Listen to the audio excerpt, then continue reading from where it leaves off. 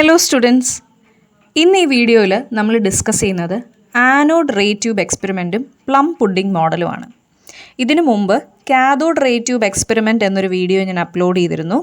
അത് കണ്ടിട്ട് തിരിച്ചു വരികയാണെങ്കിൽ ഈ വീഡിയോ കുറച്ചുകൂടെ നന്നായി മനസ്സിലാവുന്നതായിരിക്കും. മുകളിലുള്ള ഐ ബട്ടണിൽ അമർത്തി ആ വീഡിയോ നിങ്ങൾക്ക് കാണാവുന്നതാണ്. അപ്പോൾ നമുക്ക് ഇന്നത്തെ വീഡിയോ തുടങ്ങാം. റെഡി?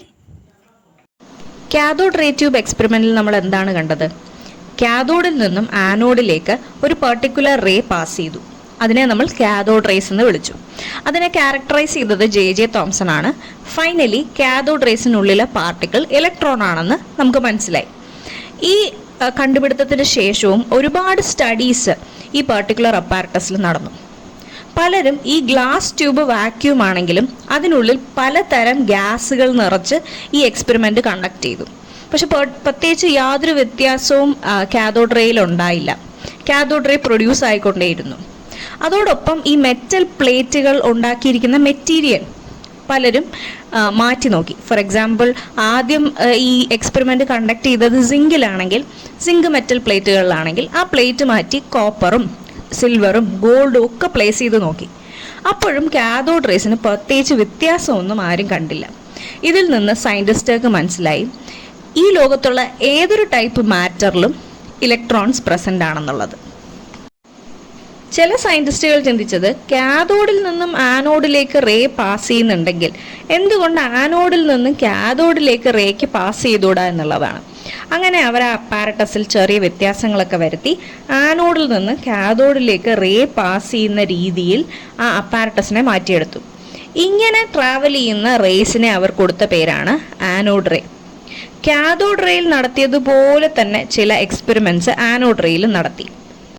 കാഥോഡ് റേ ട്യൂബ് എക്സ്പെരിമെൻറ്റിൽ ഒരു എക്സ്റ്റേണൽ ഇലക്ട്രിക് ഫീൽഡ് വെച്ചപ്പോൾ കാഥോഡ് റേസ് പോസിറ്റീവ് പ്ലേറ്റിലേക്കാണ് ഡീവിയേറ്റ് ചെയ്തത്. ഓർക്കുന്നുണ്ടോ? എന്നാൽ ഈ അപ്പാരറ്റസിൽ, അതായത് ആനോഡ് റേയുടെ അപ്പാരറ്റസിൽ ഒരു എക്സ്റ്റേണൽ ഇലക്ട്രിക് ഫീൽഡ് വെച്ചപ്പോൾ ആനോഡ് റേസ് നെഗറ്റീവ് പ്ലേറ്റിലേക്കാണ് ഡിഫ്ലക്റ്റ് ചെയ്തത്. ഇതിൻ്റെ അർത്ഥം വളരെ സിമ്പിളാണ് അല്ലേ? എന്തായിരിക്കും ആനോഡ് റേയിലെ പാർട്ടിക്കിളുടെ ചാർജ്?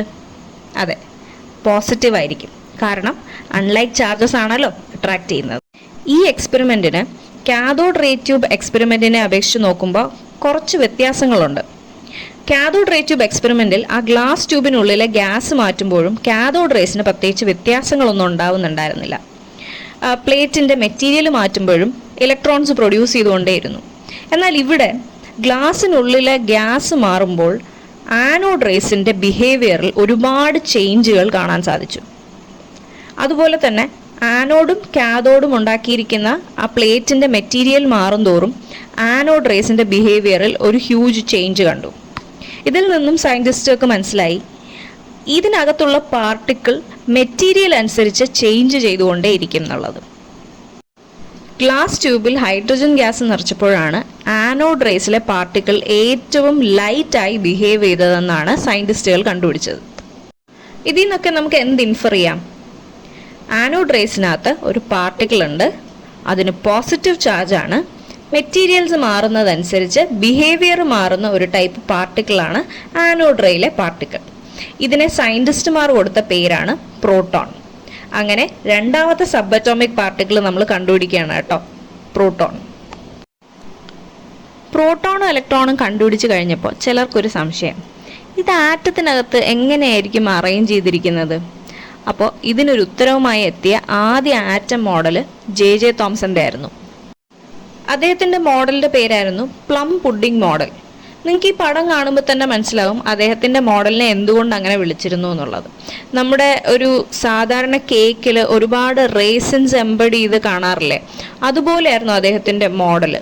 ഒരു ഹ്യൂജ് മാസ് ഓഫ് പോസിറ്റീവ് ചാർജിൽ അവിടെ ഇവിടെയായിട്ട് ഇലക്ട്രോൺസ് അഥവാ നെഗറ്റീവ് ചാർജ് എംബഡ് ചെയ്തൊരു മോഡലായിരുന്നു പ്ലം പുഡിംഗ് മോഡൽ.